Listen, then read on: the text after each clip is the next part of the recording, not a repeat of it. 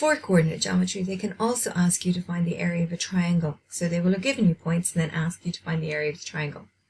Please, for this, do not fall for the half the base by the perpendicular height, unless you want to calculate distance of lines, etc. But they have to be perpendicular height. In your log tables, there is a formula for area of a triangle, and it is a half straight line x1, y2 minus x2, y1 other straight line. These straight lines are the absolute value lines, meaning that the answer for this bit has to be positive. So you can't have a negative area of a triangle. Okay? In terms of this formula, you can only use this formula if one of the points you are using is 0, 0. So if they give you a triangle and you don't have a point 0, 0, the step that you would do is move a point, right? And then move everything or transform everything by the exact same value.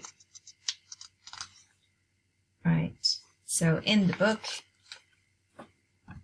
if we look at the easy peasy straightforward answer or example, it says find the area of a triangle with vertices 0, 0, minus 2, 1 and 3, 4. So in terms of that, what you're meant to note is that one of the points they gave you was 0, 0. So what you do is you label your other 2 points x1, y1, x2, y2, plug them into the formula and get an answer. So when they have done this into the formula, they have got a half of the absolute value of minus 11. So you can't have minus 11, so you're changing that to a positive 11, so you want half of 11, which means 5.5. And that was straightforward, easy peasy, because one of the points was 0, 0. If they're going to ask you that in the exam, they'll make it a little more complicated. And they gave you vertices 2, 4, minus 3, 1, and 3, 5. So none of these are in the form of 0, 0. So what you do is you choose one of your points, it doesn't matter which of the points, and move it to 0, 0. So they have moved 2, 4 to 0, 0. So how they've done that is they've taken 2 away from your x, and they've taken 4 away from your y. And then they use that same transformation to move the other points. So we would have minus 3, minus 2, which gave you your minus 5, and 1 take away 4, which gave you your take away 3. 3 take away 2, which gave you 1, minus 5 take away 4, which gave you minus 9. Then label these 2 points, your x1, y1, x2, y2.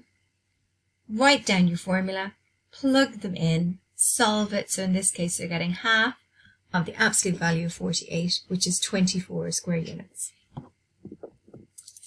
Right, so a different example from the book is question 2.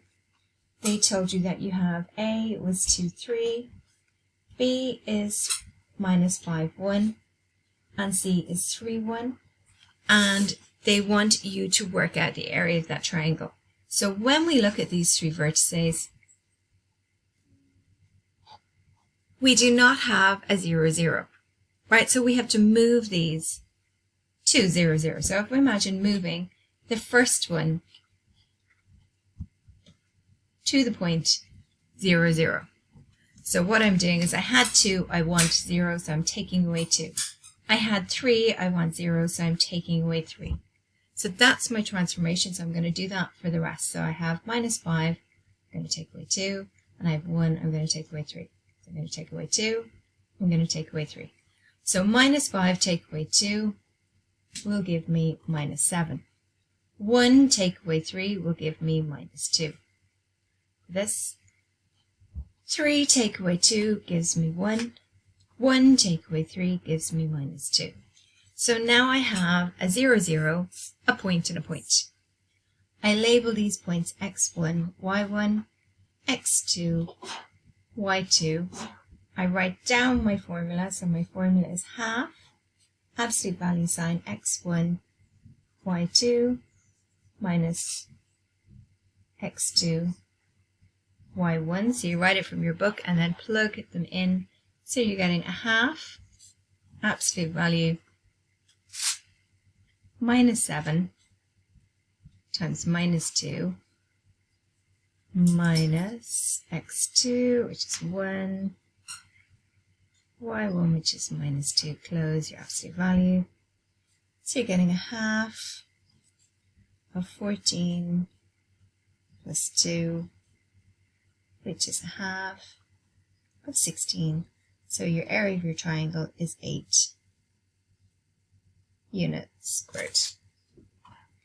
Okay, but you just have to remember to move the points. Okay.